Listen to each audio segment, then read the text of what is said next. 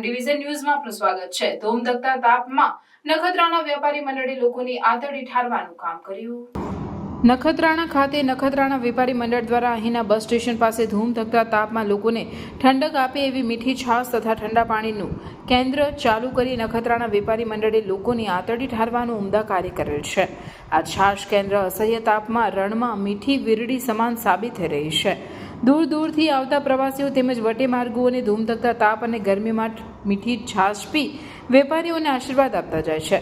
સરકાર દ્વારા પણ જ્યારે હીટ વેવથી બચવા માટે માર્ગદર્શિકા જાહેર કરી છે, ત્યારે વેપારી મંડળે પણ લોકોને કેમ રાહત થાય તે માટે દાતા પરિવારોને સાથે રાખી તેમના સહયોગથી મીઠી છાશ તેમજ ઠંડા પાણી પીવડાવવાનું કેન્દ્ર 3 દિવસ માટે ખુલ્લું મૂક્યું છે। આ છાશ કેન્દ્રથી ધૂમધકતા તાપ અને હીટ વેવમાં લોકોને ઠંડક મળશે અને ગરમીમાંથી રાહત મળશે।